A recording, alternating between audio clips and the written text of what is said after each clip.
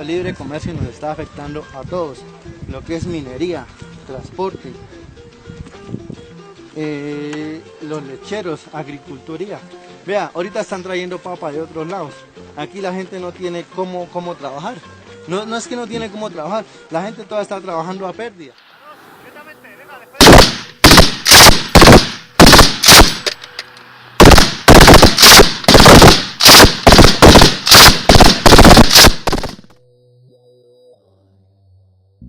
Muchos episodios los hemos escrito con las vidas de miles de víctimas que de un bando u otro le han otorgado a la muerte el poder de dirigir los designios de la nación. Durante la primera mitad del siglo XX, las marcadas disputas entre liberales y conservadores generaban inestabilidad e inconformismo. Las políticas públicas experimentaban fuertes cambios y sin duda el principal perjudicado era el pueblo colombiano. Se destacaban entre los partidos políticos las intenciones de perpetuarse en el poder por la razón o por la fuerza. Predominaban los intereses particulares o de clase sobre las necesidades de la población y se implementaban modelos extranjeros desconociendo las condiciones del país.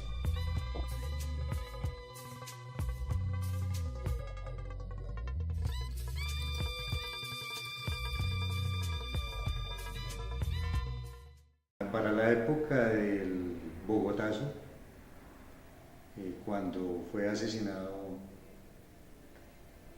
en esa época pues candidato y fijo Jorge Eliezer Gaitán, fijo presidente de la República, mi padre era de estirpe liberal, se vino a Bogotá de campo, él trabajaba de conductor de una ambulancia en el Hospital San José, cuando lo cogió el Bogotazo, y lo que él siempre nos contaba, me contaba a mí en particular en la familia, era que el recuerdo terrible de él era que del hospital lo mandaron inmediatamente, que se formó el tropel pues en el centro de Bogotá, a recoger los heridos, y él realmente no pudo recoger ningún herido, sino todos eran muertos.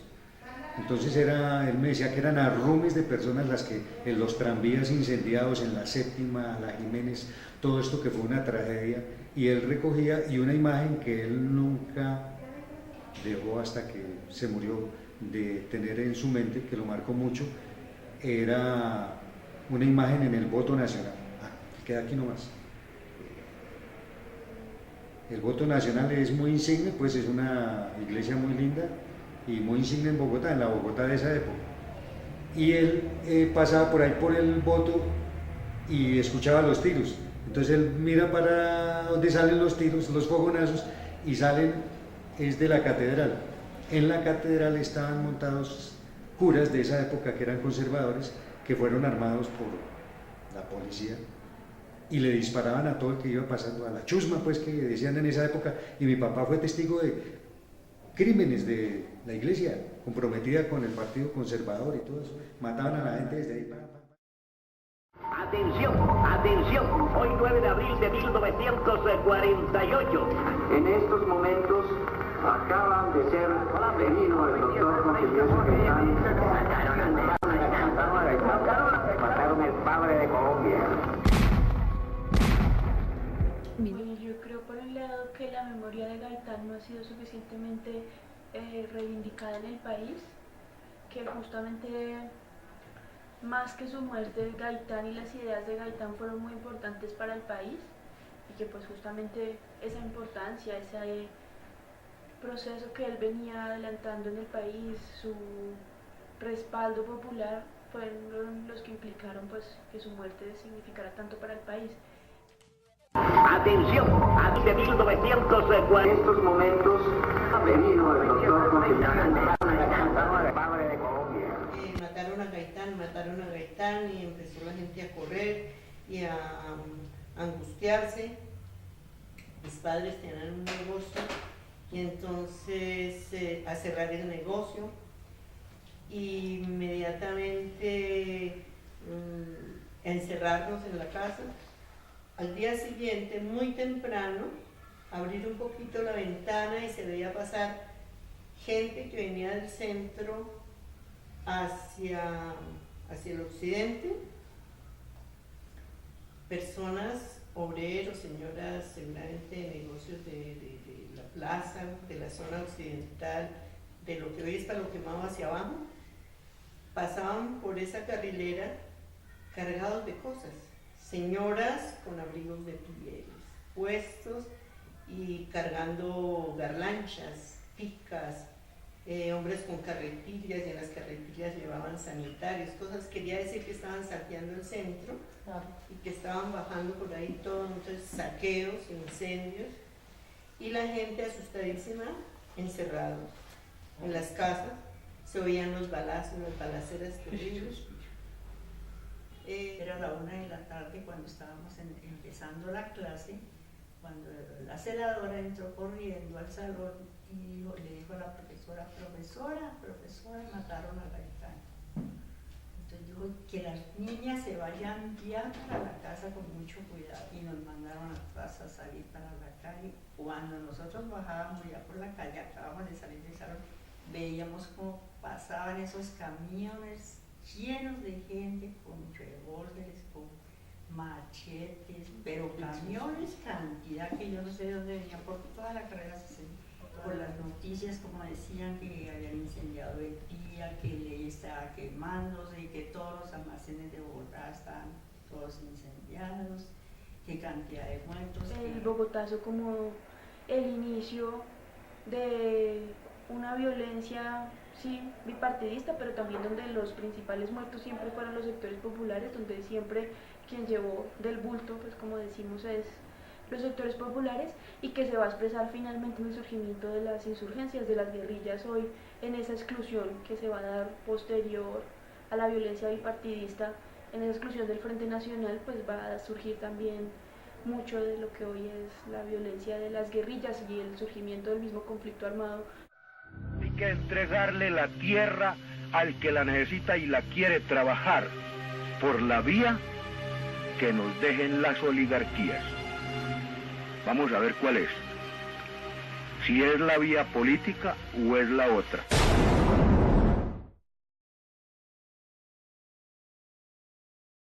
Las elecciones del 70 iban ganando Pastrana, y mi padre y sus amigos estaban oyendo eso y decían, va a ganar Pastrana, no sé qué tiene. Mi padre era liberal, entonces él no quería que ganara Pastrana, y pronto estaba más por Rojas Pinilla, porque le veía obras, ¿no? Porque Rojas Pinilla tenía su favor que había hecho por Bogotá y por Colombia algunas cosas. Entonces, la desilusión grande cuando dieron un último boletín, yo lo recuerdo no tan tarde, el último boletín yo lo recuerdo por ahí 7 de la noche, 8 de la noche, y de pronto se callaron. Las emisoras no volvieron a dar ningún reporte de cómo iban las elecciones. Y el día siguiente no ganó Pastrana. Bueno, en 1970 se gestó un proceso que fue muy importante para el país, que fue el nacimiento del movimiento M19. A la paz, enfrentemos con valentía este problema. Es el problema clave, el problema de la vivienda, el problema de la salud de nuestro pueblo, ¿cierto? Es el problema, oiga, sintamos algo por nuestro pueblo. Nuestro pueblo se está muriendo de hambre. Nuestros niños se están muriendo de hambre. La juventud que viene para el futuro es una juventud desnutrida, y eso significa falta de inteligencia. Eso significa un montón de problemas para las generaciones futuras. Entonces, en ese periodo, digamos, la segunda generación de insurgencias va a estar el M19, una guerrilla fundamentalmente urbana, que era la diferencia o la gran diferencia con las otras guerrillas de la primera generación, es que el M19 va a tener una visión urbana que no tenían estas otras, digamos que muchas estaban más centradas a lo rural, y el M19 va a ser una guerrilla urbana que va a apostarle por tener incidencia en las ciudades y en las principales ciudades del país. Ellos van a apostarle más a una cosa simbólica que también fue muy impactante para el país. Entonces, en la época en que, por ejemplo, van a lanzar el M19, en los periódicos aparecen publicidades del M19 como, por ejemplo, contra las ratas M19, y entonces la gente empezó a pensar, antes de que lanzaran el M19, que se trataba era de un insecticida o que iban a lanzar, no se sabía que iban a lanzar. Entonces, por ejemplo, apostarle a cosas muy publicitarias, cosas que las otras insurgencias no hacían, y eso le da como un carácter más urbano, o lograr tener señal de televisión, intervenir la señal de televisión y tener interlocuciones en señales de televisión. El M-19 logró este tipo de cosas que van a ser pues impresionantes para el país, digamos, van a generar como mucha simpatía también en las ciudades, que era lo que las otras insurgencias un poco no habían logrado. De los años 70 es el surgimiento de nuevas formas de expresión guerrillera distintas a las del ELN y a las FARC, y nace las autodefensas obreras, ADO, el Pedro León Arboleda, el M-19, el EPL había nacido a finales de los años 60. Entonces Colombia durante los años 70 es un hervidero de acciones, de guerra, de movimientos sociales y de digamos, acciones represivas por parte del Estado, y sin ninguna posibilidad, digamos, de pensarse de que haya una consolidación de acuerdos o de abrir la democracia en algún momento. La información del Estado, la información de las élites políticas tradicionales bipartidistas y las élites económicas del Estado le dan otro viraje y contenido al conflicto. Ya no es un conflicto entre bandoleros, entre chusmeros o entre guerrillas liberales y conservadoras, sino es un conflicto de la insurgencia, de la insurgencia influida por experiencias en Europa. Cambian los intereses. Cambian, los intereses de exclusión son los mismos con aquellos que no los tienen, pero son otros contextos internacionales y son otros contextos nacionales que se ajustan a esa misma realidad que la gente sueña, es hacer un país desde abajo, con todos, no un país de élites políticas y económicas seleccionadas. Buenas noches, señorita, les habla Pablo Emilio Escobar Gaviria. En este momento les tengo noticias, una buena y una mala. La buena es que les tengo un negocio, la mala es que tienen que escoger ya la decisión. ¿Cuál es la decisión que deben tomar? Están invitadas este fin de semana a la Hacienda Nápoles, viáticos pagos para que disfruten de un plan, señoritas. Sí, señoras, todas van a gozar de mi presencia y van a estar conmigo disfrutando de un excelente plan muy acogedor y tomando unas copas de vino. La segunda opción es no ir, y si ustedes no llegan a ir, le mato a su mamá, a su papá, a su abuela, y si su abuela ya está muerta, la desentierro y se la vuelvo a matar. Así que ustedes toman esa decisión, espero en 45 minutos la respuesta. Muchísimas gracias, les habla Pablo Emilio Escobar Gaviria.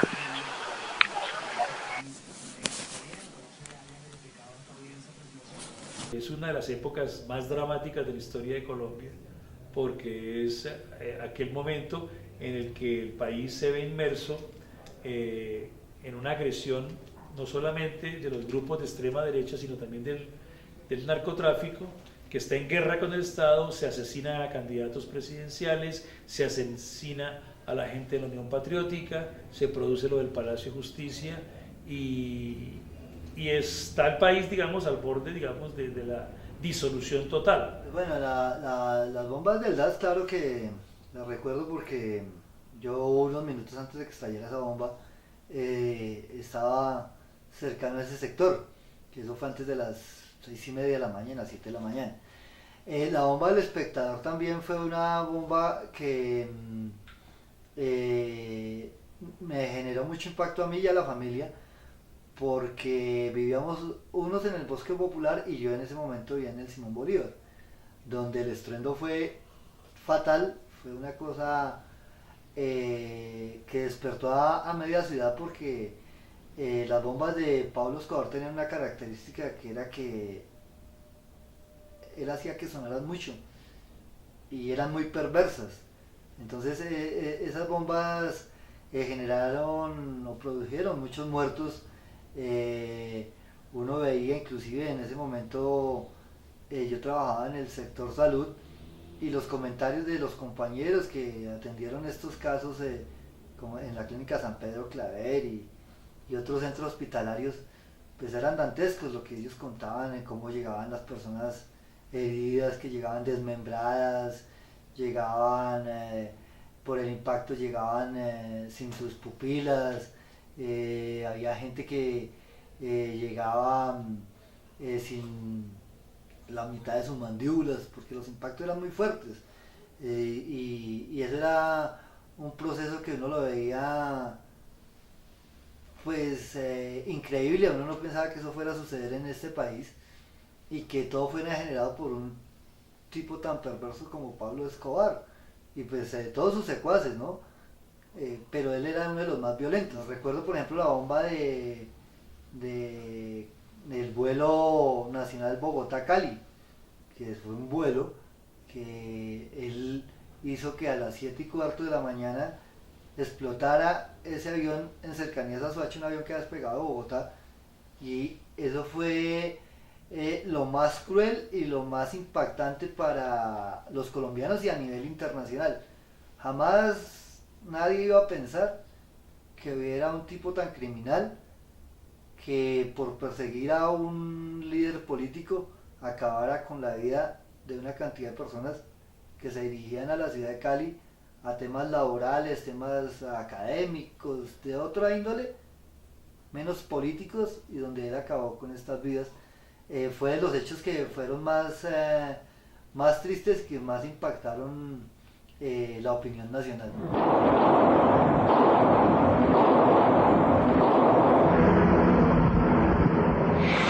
Ante la opinión pública, inmediatamente, es urgente, es de vida o muerte. ¿Con cuántas personas más está usted como regente? Estamos con varios magistrados, un buen número de magistrados y de personal subalterno. Pero es indispensable que se haga el juego inmediatamente, divulgue a la opinión pública eso para que el presidente dé la orden. Es urgente, es de vida o muerte.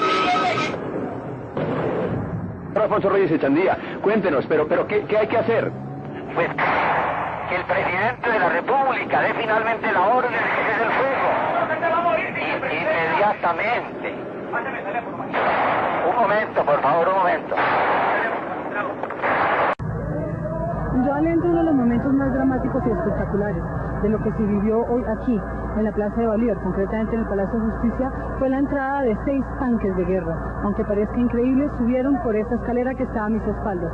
Tumbaron también las paredes del parqueadero y por allí ingresaron.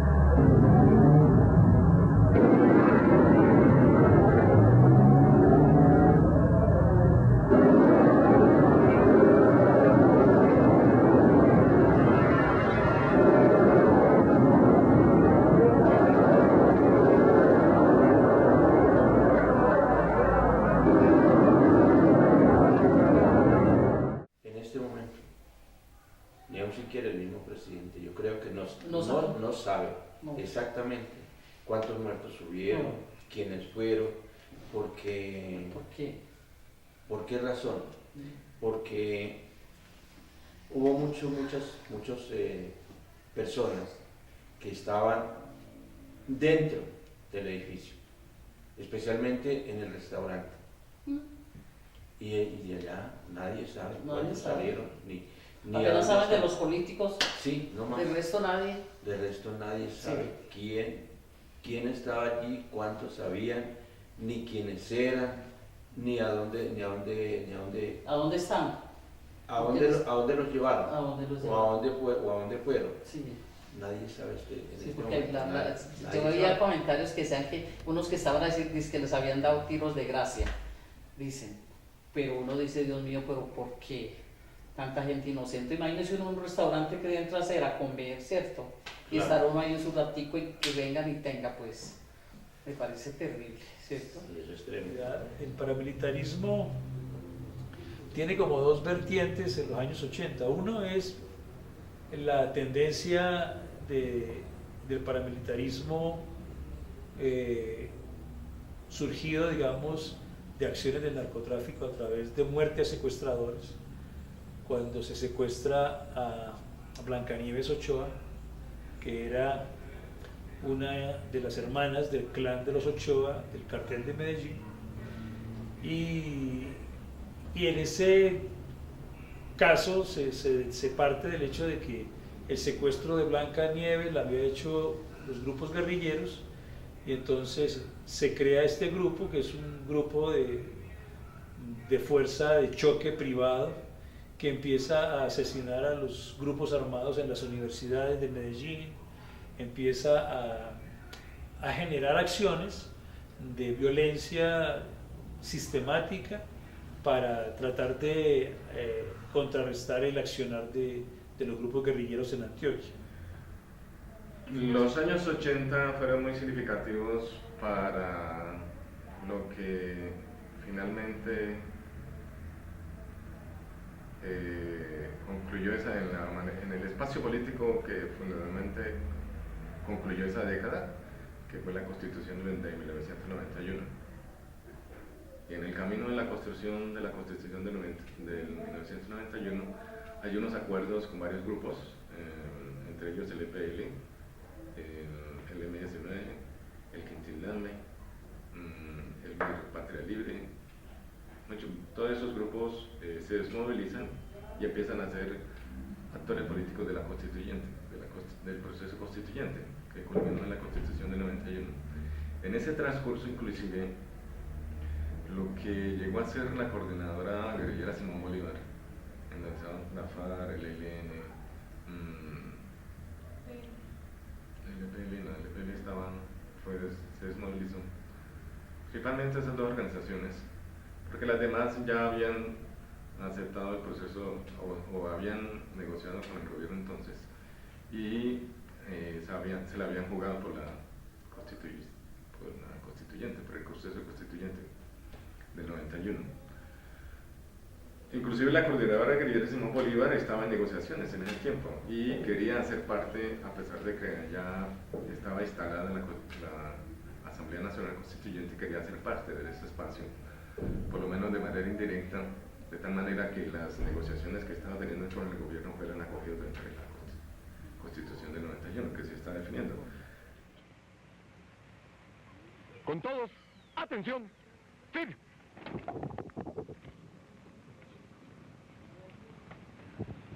El M19, en las manos de su comandante general, hace dejación pública de la última arma en manos del movimiento 19 de abril por la paz y la dignidad de Colombia.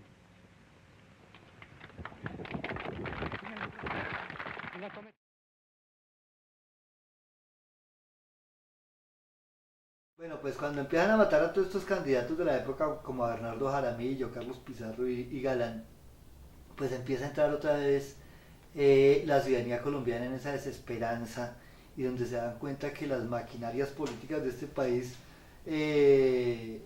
podrán ser per se, según esos métodos que ellos utilizan tan perversos como son la muerte. Pero hay dos cosas que tenemos que deslindar, que son, por ejemplo, la muerte de Bernardo Jaramillo y la muerte de Carlos Pizarro. No son generadas por temas, digamos que tanto como por narcotráfico, como los quisieron mostrar, sino son temas que realmente a través de la historia nos hemos dado cuenta que son dos asesinatos execrables, dos magnicidios, podemos llamarlo así, generados por la clase política de este país, que siempre se ha querido mantener pagando paramilitares, porque a Bernardo Jaramillo y a Carlos Pizarro realmente lo matan son los paramilitares, porque se da cuenta la clase política que son personas que vienen con una lucha social y que tienen el acompañamiento de cada ciudadano en Colombia, y que saben que pueden llegar a ser los presidentes de este país, donde van a generar unos cambios sociales importantes. Y a Galán, que también trae un talante de esta línea, a él no lo mata realmente los paramilitares, ni el narcotráfico. El narcotráfico hizo de idiota útil en el momento en que Santofinio da la orden a Pablo Escobar que debe matar a Galán, candidato presidencial, porque él no va a firmar los procesos de no extradición. Entonces que se convierte en un peligro. En toda su astucia y su brutalidad de Pablo Escobar, sigue esa línea de matar a Galán por Santofinio, no sabiendo que los apetitos de Santofinio era llegar a ser presidente, sin contar Santofinio que las banderas iban a ser heredadas por Gaviria. Entonces fíjese que hay una cantidad de ingredientes que han generado unas violencias en el país que uno se pone a ver, y realmente lo ideal es que cada ciudadano conozca la historia de nuestro país y la historia política, para que se den cuenta que no los hechos siempre han sido contados como debieran ser. En la Asamblea Nacional Constituyente, los presidentes, en representación del pueblo, proclamamos la nueva Constitución de Colombia. Cuando este proceso se da, empieza el tema de la séptima papeleta, se empieza a hablar de una nueva constitución en Colombia, entonces se empieza a generar una nueva esperanza para cada ciudadano colombiano, y empieza la gente a interesarse en el tema político y en una nueva Carta Magna, porque pues, desde esa época, hacía 105 años exactamente, que no había una nueva constitución en Colombia. Y pues el gran ingrediente que tuvo esa constitución es que entre los 100 constituyentes fue diversa. Estuvieron las personas desmovilizadas de la guerrilla, estuvieron los indígenas, estuvieron afrodescendientes, se incluyó a muchos sectores sociales que no se les permitía poder expresarse, y estuvo pues de hecho la clase política.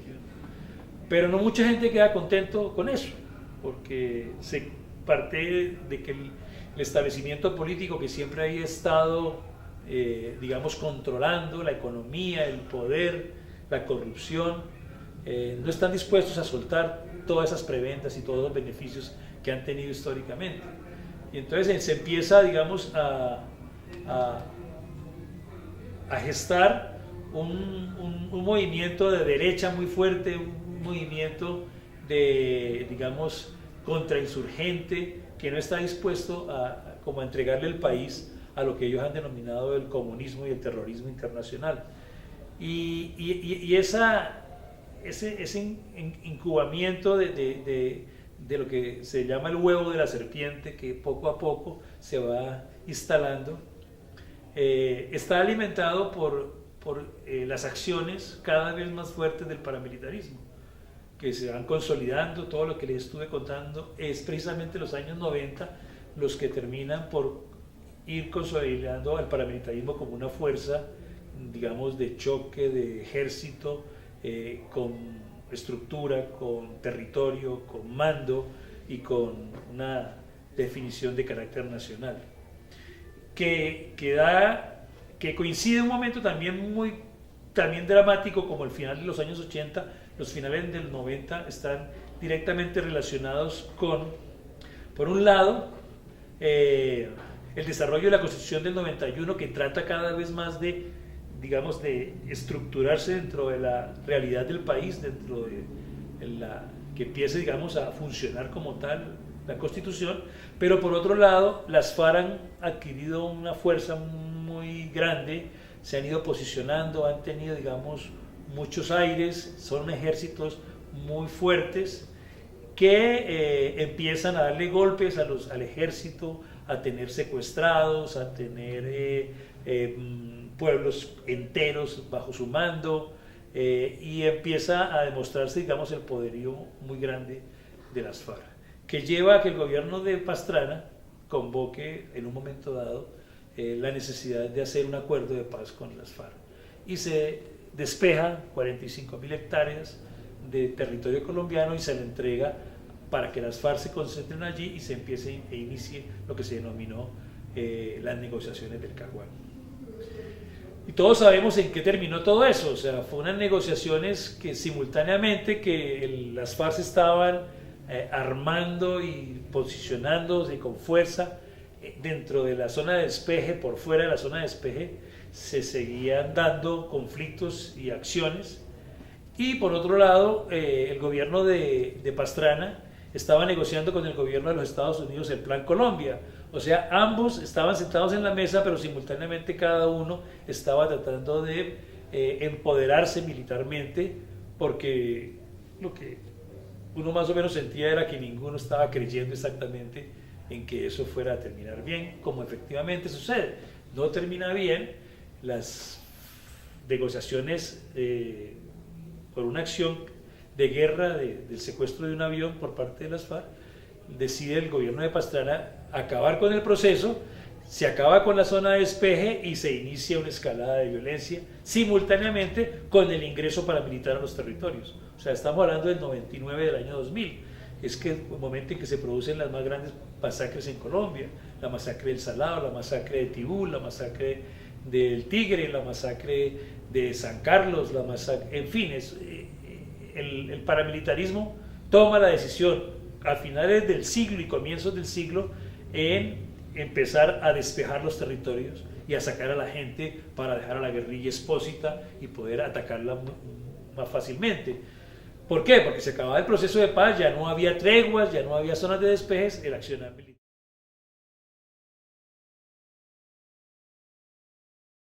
Mete a la casa y lo saca. Un hombre tiene que enfrentarse a lo que sea y empieza con mucha ética, con mucha moral y respetando muchos valores. Pero cuando se ve acosado, desesperado, el ser humano recurre a lo que sea por mantenerse vivo. Y es el momento en que el discurso de Álvaro Uribe toma mucha fuerza y el país entero, en gran mayoría, le entrega un mandato de guerra contra las FARC. Y se inicia otros 10 años, porque Colombia hemos vivido como por 10 años diferentes etapas de la guerra. Y empieza el comienzo del siglo XXI con la caída de las Torres Gemelas y una lucha contra el terrorismo internacional.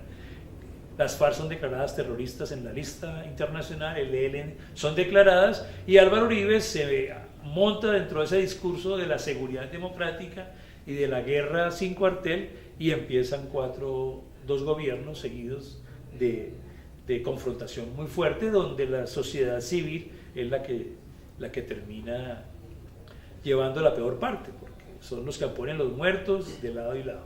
Y por otro lado, termina el gobierno de Álvaro Uribe, y Santos, que se supone era el heredero de esa tradición de seguridad democrática, toma una decisión contraria y decide apostarle a la paz. Y es en el momento en el que estamos, en tratar de coger, hay que decirlo, que durante todo el gobierno de Álvaro Uribe, efectivamente el accionar militar y paramilitar contra las FARC las debilitó sustancialmente, y esa debilidad es la que se ve hoy de alguna manera reflejada en que las FARC prefieren sentarse a negociar antes de seguir en la guerra.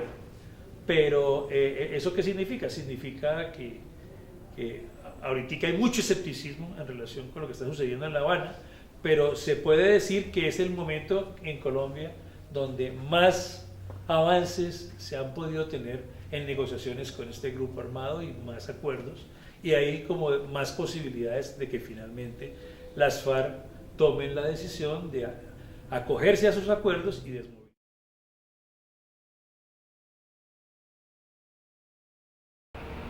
Vengo de Suárez, Cauca. Fue mi primer desplazamiento, el segundo fue de Cali otra vez al departamento del Cauca, y en el 2003 el desplazamiento de Cali a Bogotá. ¿Qué significa ser víctima? Es algo muy denigrante, que independiente de que estemos en igualdad, en condiciones desiguales, nosotros le estamos apostando al desarrollo y a un cambio político, y a un cambio generacional, y a un cambio mental en el país, aquí en Colombia. Por eso para nosotros es muy difícil entender la victimización y que no pare, y que siempre la excusa sea que el conflicto, el generador de conflicto es la guerrilla, cuando Esto es una parte del conflicto que se tiene en Colombia. El responsable del conflicto son los gobiernos que no han querido que ese conflicto que existe pare. La historia nos da la razón para que esto se suceda, ya que creemos que no hay cómo ponerle más muertos a la guerra, sino debemos colocarle más seres humanos a los procesos de paz. Bueno, primero frente a la paz, ¿no? Creo que ese es un anhelo de todos y de todas, de todos y de todas nosotras, es un anhelo, siempre ha sido un gran anhelo, y del mundo, ¿no? Un mundo que viva en paz, no solo Colombia, que a veces somos muy parroquiales, es un anhelo.